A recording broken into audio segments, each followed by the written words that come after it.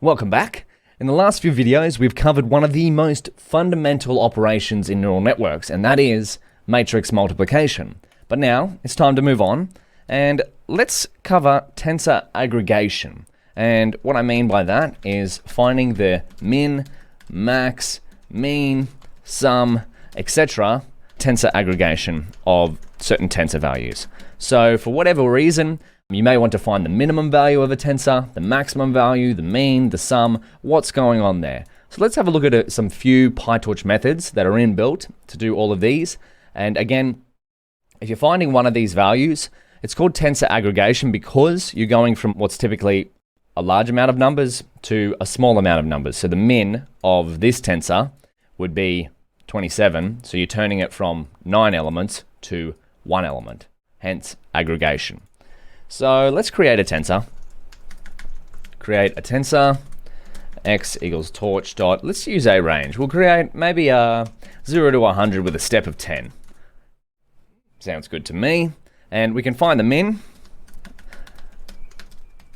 by going, can we do torch dot min? Maybe we can. Or we could also go x dot min. And then we can do the same, find the max, torch.max, and x.max. Now, how do you think we might get the average? So let's try it out. Or find the mean. Find the mean. Torch.mean x. Oops, we don't have an x. Is this going to work? What's happened? Mean. Input data type should be either floating point or complex D types. Got long instead. Haha! Finally!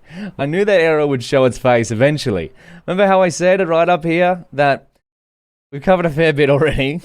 But right up here, some of the most common errors that you're going to run into is tensors not the right data type, not the right shape. We've seen that with matrix multiplication, not the right device. We haven't seen that yet.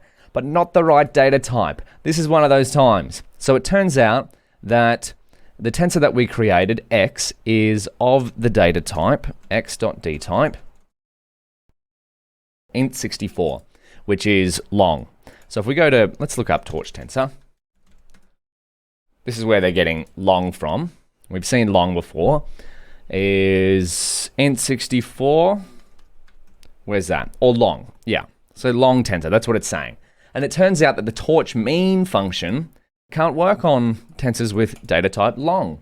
So what can we do here? Well, we can change the data type of x. So let's go torch mean x type and change it to float 32. Or before we do that, if we go to torch.mean, is this going to tell us that it needs a d type? Oh, d type?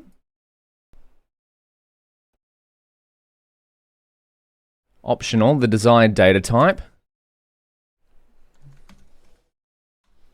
Does it have float 32? It doesn't tell us. So this is another one of those little hidden things that you're going to come across, and you only really come across this by writing code, is that sometimes the documentation doesn't really tell you explicitly what D type the input should be, the input tensor. However, we find out that with this error message that it should either be a floating point or a complex D type, not a long. So we can convert it to torch float 32. So all we've done is gone x type as type float 32. Let's see what happens here. 45, beautiful. And then the same thing if we went, can we do x.mean? Is that going to work as well? Same thing. So if we go x.type torch.float 32, get the mean of that. There we go. So that is, I knew it would come up eventually. A beautiful example of finding the right data type. Let me just put a note here. Note, the torch.mean function requires a tensor of float 32. So far we've seen two of the major errors in PyTorch is data type and shape issues. What's another one that we said? Sum. So find the sum. Find the sum, we want x.sum, or maybe we just do torch.sum first. Keep it in line with what's going on above, and x.sum. Which one of these should you use, like torch.something_x or x.sum? Personally, I prefer torch.max, but you'll also probably see me at points write this. It really depends on what's going on. I would say pick whichever style you prefer, and because behind the scenes they're calling the same methodology, pick whichever style you prefer and stick with that throughout your code. For now, let's leave it at that. Tensor aggregation. There's some finding min, max, mean, sum.